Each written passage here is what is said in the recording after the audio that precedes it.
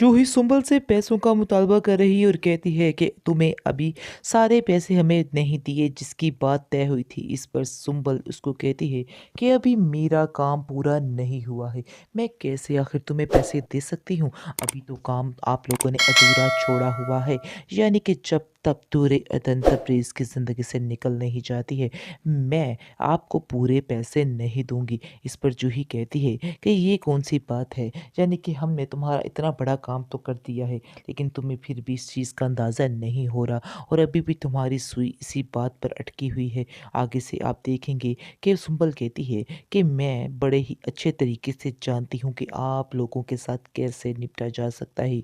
आप लोग नहायत ही लालची किस्म के लोग हैं। मैं आप लोगों को ऐसे पैसे नहीं दूंगी, क्योंकि मैं जानती हूँ कि आप लोग पैसे लेकर दोबारा से मुकर जाओगे और फिर दूरे अदन को भूल जाओगे। लेकिन मैं अपना काम जो करती हूँ वो पक्का करती हूँ, यानी कि परमानेंट काम करती हूँ, और इसके लिए मैंने भारी रकम का आप लोगों से बात की हुई है, बल्कि वादा किया हुआ है, और मैं अपने वादे से कभी मुकरने वाली नहीं हूँ। मैं आप लोगों को वो पैसे ज़रूर दूंगी। जूही काफ़ी ज़्यादा इसरार करती है, लेकिन उसकी एक नहीं चलती है। इसके बाद वो बड़ी ही परेशानी में घर लौटती है और जाकर अपनी माँ से कहती है कि मैंने सुंबल से कहा कि मुझे पैसों की ज़रूरत है, क्योंकि मेरे घर के हालात भी काफ़ी ज़्यादा ख़राब हो रहे हैं। मुझे ऐसा लग रहा है कि वो एक लालची लोग हैं जिनमें हम फंस चुके हैं, यानी कि जो मेरा शोहर है वो मुझसे बार बार पैसे का ही मुतालबा करता है और कहता है कि जाओ पैसे लेके आओ और मुझे काम शुरू करना है, लेकिन सुंबल तो पैसे देने को भी तैयार ही नहीं है। इसलिए बेहतर यही होगा कि तबरेज़ को बुलाएं और उसको कहें कि झटपट से बस इसको अब तुरैयतन को छोड़े, तलाक दे दे, इसका किस्सा तमाम करे, क्योंकि जब तक इसका किस्सा तमाम नहीं होगा तो बात कोई नहीं बन सकती है। ऐसे ही बात बिगड़ती रहेगी और वो पैसे नहीं देगी। आपको नहीं पता कि मेरे घर के हालात भी किस कदर ख़राब हो रहे हैं। इस तुरैयतन की वजह से ये लड़की जब की इस घर में आई है, हमारे सारे मामलात ही ख़राब हो चुके हैं। इस पर उसकी माँ कहती है कि हाँ, मैं बात करती हूँ तबरेज़ से, उसको कहती हूँ कि अब ये काम जो है फटाफट ख़त्म करे और ये किस्सा ख़त्म करके इसको यहाँ से भेजे। इसके बाद अब देखेंगे कि दूरे ये दिन ये सारी बातें सुन रही होती है और सुनकर काफ़ी ज़्यादा परेशान होती है और कहती है आगे, आप लोगों ने आगे ही मेरे पास क्या छोड़ा है जो आप लोग मुझसे मेरा शोहर भी छीनना चाहते हैं। बाकी अब मेरे पास कुछ भी नहीं रह गया है। आप जो करना चाहते हैं कर लें, मुझे अब किसी बात की कोई भी परवाह नहीं रही है। आगे से जूही कहती है कि तुम्हारी ज़बान दिन ब दिन ज़्यादा ही चल रही है, क्योंकि तुम पहले ऐसी नहीं थी। आगे से आप देखेंगे कि कहती है दुर्योधन कि आप लोगों ने ही मुझे इस तरह का बना दिया है और आप सबको इसकी सज़ा भुगतनी पड़ेगी जो कुछ आपने मेरे साथ किया है। मैं इस बात को कभी भी बर्दाश्त नहीं करूँगी और ना ही भूल सकती हूँ जो कुछ आपने किया है। इस चीज़ का तो आप लोगों को ज़िंदगी में ही भुगत के जाना होगा।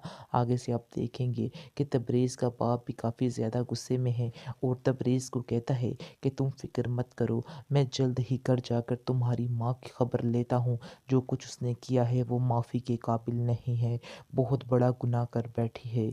वो शुरू से ही लालची है। मैं उसको समझाने की कोशिश में लगा रहता था कि इतनी लालच मत किया करो, लेकिन मुझे अफ़सोस इस बात का है कि मैं भी उसके साथ मिलकर बहुत ज़्यादा फ़रेबियाँ करता रहा, काफ़ी गलत काम करता रहा।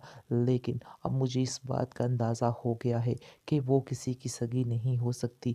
उसने तुम्हारा घर भी नहीं बसने दिया और तुम यकीन मानो कि सुंबल भी तुम्हें छोड़ जाएगी। ये मेरा तुमसे वादा है और मैं तुम्हारा बाप हूँ और तुम्हारा कभी बुरा नहीं चाह सकता। इसलिए मुझे पता है कि सुंबल भी तुम्हारे साथ ज़्यादा देर तक नहीं रहेगी। ये सिर्फ़ और सिर्फ़ तुम्हें सज़ा दिलवाने के लिए ये सब कुछ कर रही है, ताकि तुम्हारी ज़िंदगी बिल्कुल खाली हो जाए। और ऐसी लड़कियों को कोई परवाह नहीं होती है, आज कोई और तो आज कल कोई और। इसलिए तुम्हें कह रहा हूँ कि अभी से ये सारी दौलत हर चीज़ उसके मुँह के ऊपर मारो और अपनी ज़िंदगी यानी कि दुर्योधन के साथ जाकर हँसी खुशी ज़िंदगी गुजार लो। मेरा तो तुमसे यही कहना है, लेकिन पता नहीं तुम अपनी माँ की बातों में क्यों आ जाते हो। वो सिवाय लालच के तुम्हारे दिमाग में और कुछ नहीं पड़ती है। ये मैं तुम्हें बात बार बार बता रहा हूँ। آگے سے آپ دیکھیں گے تبریز کہتا ہے کہ یہ میرا بھی ماننا ہے کہ پیسہ ہی بہت کچھ ہے، اس لیے میں اپنی منزل پانے کے لیے یہ سب کچھ کر رہا ہوں، اس میں میری ماں کا قصور تو نہیں۔ ہاں، جو کچھ اس نے کیا ہے اس چیز کی معافی اس کو کبھی بھی نہیں مل پائے گی، کیونکہ میری ماں نے میرا بہت زیادہ دل دکھایا ہے اور میں کبھی بھی ان سے اب بات نہیں کروں گا۔ میرا دل ان سے بہت زیادہ پریشان ہو چکا ہے، سمجھو کہ میں نے انہیں چھوڑ دیا ہے۔ اس پر کہتا ہے تبریز کا باپ، تم کیا سمجھ رہے ہو کہ مجھے اس بات کا دکھ نہیں ہے؟ میرا اپنا دل نہیں چاہ رہا، مجھے تو آپ لوگوں کی اور دنیا کی مجبوری ہے، ورنہ میں اس رشتے کو آج اور اسی وقت ختم کر دیتا۔ اس کے بعد آپ دیکھیں گے کہ تبریز کو وہ کہہ کے جاتا ہے کہ تم جو فیصلہ کرنا بہت ہی سوچ سمجھ کے فیصلہ کرنا، کیونکہ میں نہیں چاہتا ہوں کہ تم سنبل کے ساتھ رہو، کیونکہ میں کہہ رہا ہوں کہ اگر سنبل اس بات میں شامل ہوئی تو میں سنبل کا اور اس کے باپ کا وہ حال کروں گا کہ تم سوچ بھی نہیں سکتے ہو۔ آخر انہوں نے اپنے آپ کو سمجھ کیا لیا ہے، کیسے انہوں نے اتنی بڑی حرکت کر دی ہے۔ دوسری طرف آپ دیکھیں گے وہ جیسے ہی کر جاتا ہے تبریز کا باپ، تو وہاں جا کر اس کی ماں کو کہتا ہے کہ میرا دل کر رہا ہے کہ ابھی اور اسی وقت تمہارا قصہ ختم کر دوں، لیکن میں مجبور ہوں اپنی اولاد کی خاطر، کیونکہ میری بیٹی کی شادی ہو چکی ہے اور مجھے ایسا لگتا ہے کہ تمہارے لالچ کے گڑھے نے اس کا گھر بھی برباد کر دینا ہے۔ پہلے تم اپنے بیٹے کا گھر تو برباد کر چکی ہو، تم کیا سمجھ رہی ہو کہ تم نے دور عدن کو مات دی ہے، لیکن حقیقت میں ایسا نہیں ہے۔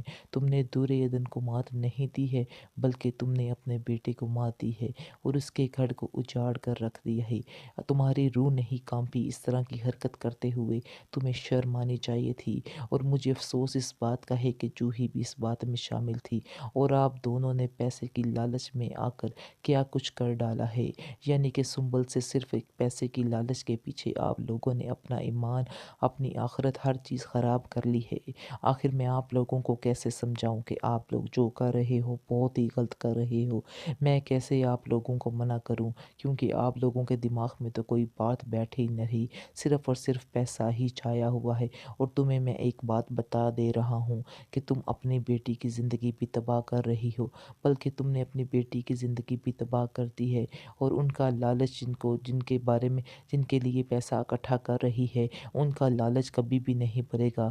یہ بات میں آپ کو بار بار سمجھانے کی کوشش میں لگا ہوا ہوں۔ آج آپ نے جو دور عدن کے ساتھ کیا ہے، یہ آپ کو کل کو بھگتنا پڑے گا، اور یہ بات آپ لوگوں کے آگے ضرور آئے گی۔ یہ بات میں تمہیں لکھ کے دیتا ہوں، چاہے جو مرضی کر لو۔ آگے سے آپ دیکھیں گے کہ بڑی معافیاں تلافیاں مانگے گی تبریز کی ماں، اور کہے گی کہ مجھے معاف کر دو، مجھے تو بس سنبل نے کہا تھا تو میں نے ایسے کر دیا۔ آگے سے وہ کہے گا کہ سنبل نے نہیں کہا، بلکہ تمہارے اندر کے لالچ نے تمہیں اکسایا تھا، جس کی وجہ سے تمہیں یہ سب کچھ کرنا پڑا ہے۔